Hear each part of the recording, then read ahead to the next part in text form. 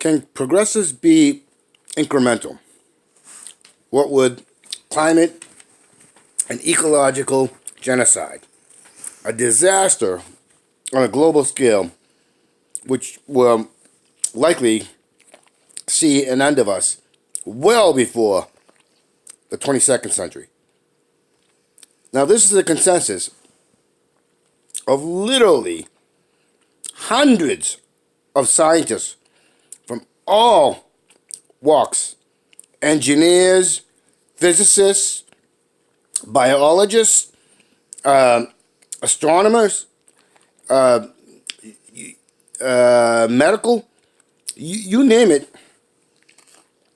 geological, and they've already said we're gone beyond, and that the insane thought that 4 degrees Celsius, 4 degrees centigrade, and 6 degrees centigrade is somehow feasible, that life will exist when we reach them, is completely and utterly false.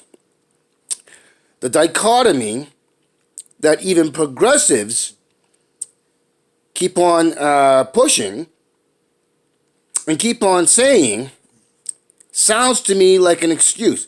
Sounds to me that you are not serious. I watch TYT, I watch Democracy Now!, I watch The Real News, I watch every true progressive channel out there. Telesaur. I also keep a track on international. So I watch France 24, not a progressive channel. I watch Press TV, Russia Today, America. I watch Al Jazeera. I watch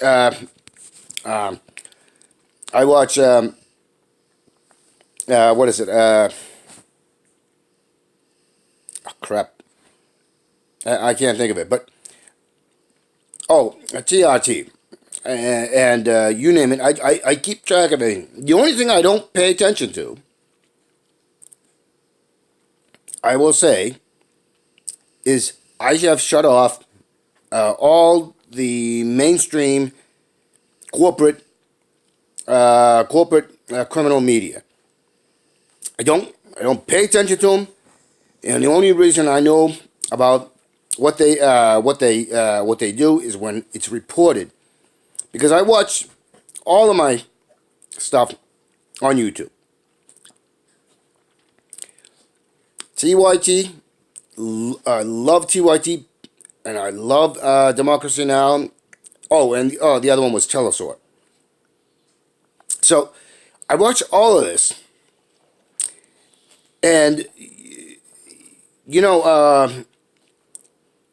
I keep hearing, like for instance, just watching TYT, and they're talking about Pago, and there was some representative, something Nadler, was on CBS, Good Morning America, I think that was, or CBS something in the morning, and he was talking. He was talking about what they were planning on doing, and so on and so forth. And one of the things that he touched upon was getting rid of basically cutting into Citizens United, and the ability for all these wealthy corporatists, these fascists, to basically buy government. And he was cut off. And it was a question that CBS, the pundit, the criminal pundit, had actually asked. Now, and they cut him off. It was very sudden, not very subtle. And Cenk Uygur said, more than likely, and Cenk and actually both said more than likely they had run out of time. But here's the problem. We know for a fact that it's not the case. TYT, Cenk, and Anna know this because they have seen it over and over and over again. And Kez talked about it constantly. And yet, for some reason, he gives them an excuse. Jen talks about fixing the media. What is there to fix? No, what we do is destroy the currently standing media. We break it apart, and we put the owners of this media and the shareholders, the majority shareholders, we just put them in jail because they are seditious traitors. Seditious traitors. You know, even Jimmy Dore, and I respect the hell out of Jimmy, has said people are using treason the wrong way. No, they're not. Because at the fundamental level, they are committing treason. They are a treasonous lot because they're acting like organized crime. And we, as people, do not accept organized criminals. And yet, we have the government, and we have the quote unquote corporations acting exactly like that. Organized crime. And they are doing the rules. And since media and press, and the big media and press, are controlled by these criminal elements, thereby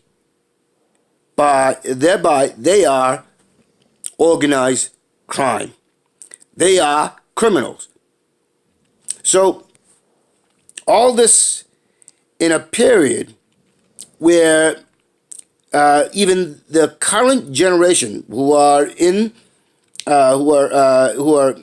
from toddlers to being in middle school, will not see a next generation.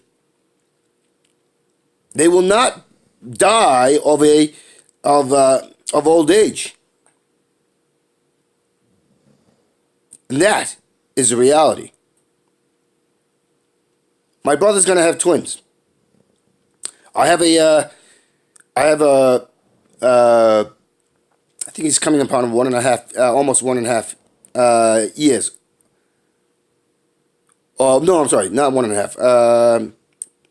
Less than 1.5. And he's not going to have a chance to see a future. That is how critical it is. And yet, Cenk and wants to fix the seditious, treasonous criminal outfits. No. Patience is not a virtue in this point. Civility, where we play by the rules of the criminals, is not civility. It's insanity. And that's what we have, insanity. Doing the same things over and over again, looking for a different result, and being complacent and apathetic, and forgetting our own self-interest for our own survival, that's a one-way ticket to annihilation, extinction. And I'm not ready to die. And I'm not ready for anybody else I love to die. And I'm certainly not ready for anybody who lives on the planet, any human that lives on the planet, to die. Because I consider myself in the community of humans. And I want to be that human being and not that human animal. And that's what we're acting like. We're acting like human animals. We're living on instinct. We're allowing our consumerism, this false dichotomy of consumerism and complacency and all that, and apathy, to take away the true meaning of life. The true meaning of life is having a future generations, having a world, and the world being the planet, being the most important thing in our lives. Because without the planet, we have no life. You can't eat money. You can't eat your cars. You can't eat your cell phones. You can't eat your television. You can't eat anything. What's the sense of having all of this if our water is being poisoned and we're getting sick? If our food is being poisoned and we're getting sick? If our air is poisoned and we're getting sick? What that should be the most important part for all of us, is having the ability to know that what we eat, what we breathe, what we drink is not making us sick. It's not killing us.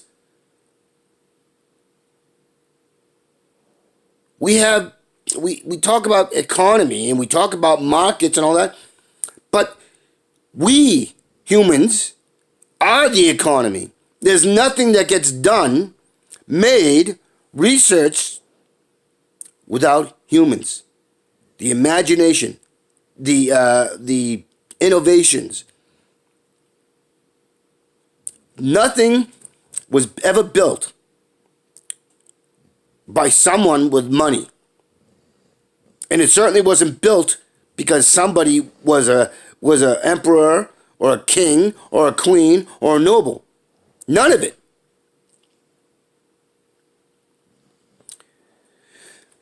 The true economy is us and the community we make, that we bring together, that we share. A community with purpose can tackle anything.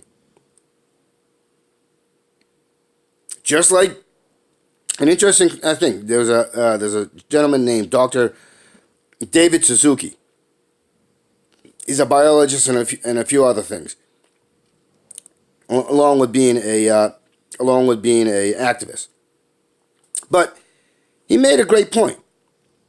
During the time with the space race with the Soviet Union took a big jump. Well, at the time, Kennedy said, no, we have to beat him to the moon, and we have to do it within a decade. Well, the U.S., America did it far quicker than a decade, than 12 years, and we took the lead. Why? Because everybody buckled down and said, this is our goal, and the purpose behind it, and so we're going to do it. And that's what happened. It wasn't money. It was the purpose behind it. It was the goal. I have a goal.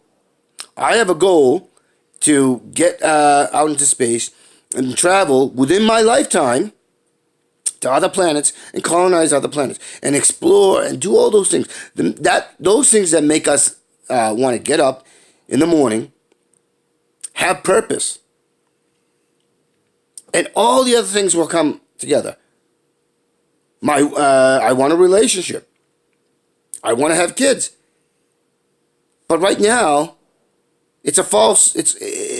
We have subsistence. We have just survival. With purpose and a goal, we can have all of it because it won't be forced. We'll have commonality. We'll have goals. And that's what we need. We need goals. And what the biggest goal right now is to stop this destruction that we are bringing collectively, globally, as human animals. We need to be more enlightened. We need to be more imaginative. We need to be more innovative. But without the things like that happened with Monsanto. Monsanto gave us pesticides, such as DEET and others, but they had severe adverse effects, not just for us, but for our for the environment, for the planet, for the ecosystem. We got fossil fuels, but that had a severe adverse effect for all. We had Teflon and other innovations, quote unquote innovations by Dow and others, and that's had adverse effects,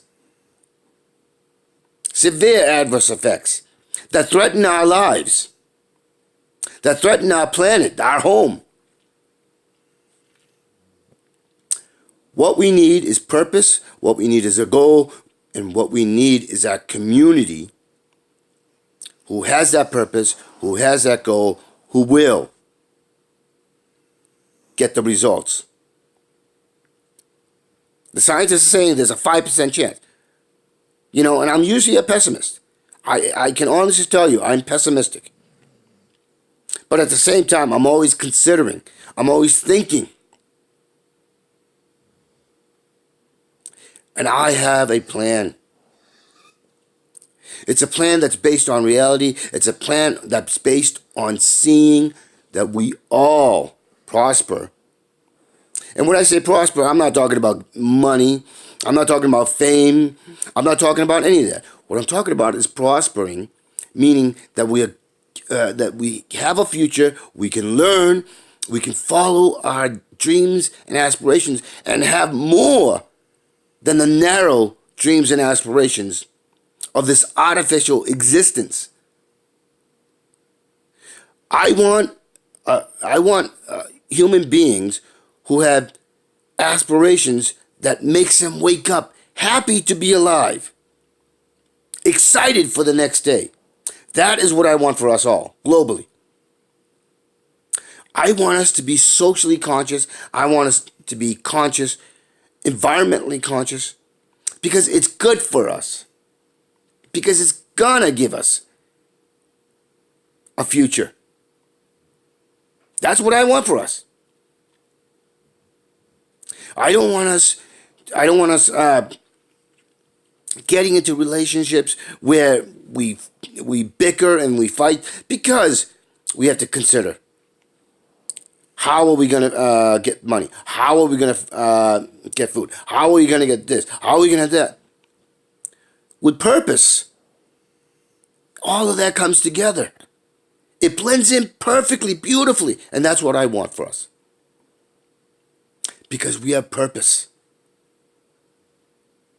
What we currently live in is nothing more than serfdom, peasantry, slavery. We are slaves to the money. And it's not even our own idea. It's not even in our own interest. I've stated it over and over and over again before, that we could already be out in space, traveling among the stars. But that's not going to happen. If we continue to live in this stagnating system, which has us embattled amongst ourselves with no purpose, no direction, that's a real problem. We have no purpose. We have no direction.